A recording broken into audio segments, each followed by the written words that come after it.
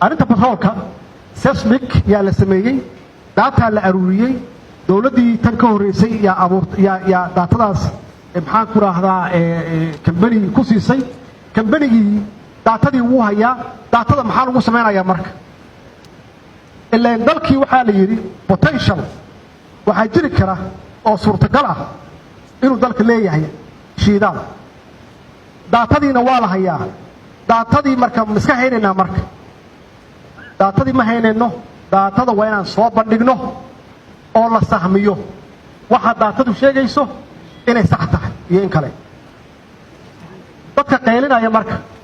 qaar waa siyaasiyiinta xanaaqsan wax kale ma aha waxay rabaan dib u dhac inuu dalku ku yimaado sidii 2000 laga bilaabo ilaa hadda ay uga shaqeynayeen dalku inuu dib u dhac ugu yimaado datada in la soo bandhigo oo dadka interestiga ku ah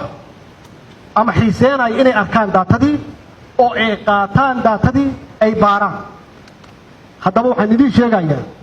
haddaan la bilaabin waxa weeye in productionkaas wax soo saarkaas uu dib u dhaco yaa xaqiiqo noqonaysa haddase haddaan bilaawno haddii la manaafacsado oo sida ay tahay lagu socdo 10 sano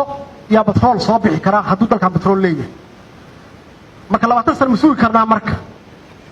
macnaha waxa weeye laba nin oo siyaasi ah yaa qeyliyay oo dadkii qashimeeyay oo been u sheegay haddaan sugno 20 sano ma sugi karnaa marka haddii aan dhageysano ninkaas weligiis ka qeylinayay haddaan sugno 20 sano ma sugi karno ummadeena baahi iyo u dhinteen annagana khayraad yaan dul fadhinaa mana yeelino annagu mas'uulka ah inaan fiirsano wixii aan haysano ummadeena in ay ka gaajoodaan waxaan idin cadeynayaa dawladdan anugu madaxweynahan ka ahay dawlad ganacsi maaha waa kala saarnaa waxa la yiraahdaa ganacsi iyo public service shaqo qaran iyo ganacsi isma dhexgelin karo anu kama shaqayn karo ganacsi maxaa yeelay ummadan iyo amaanadooda ii dhiibtay astaan qaran iyo iga dhigtay waxaan ahay madaxweynihii qaranka waa inaan iyagu u shaqeeyo marka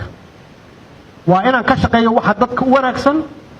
waa inaan amaanadooda ilaaliyo waa sidii aan maxaan ku raahdaa barnaamijkeenu ahaa markii doorashada ku jirnay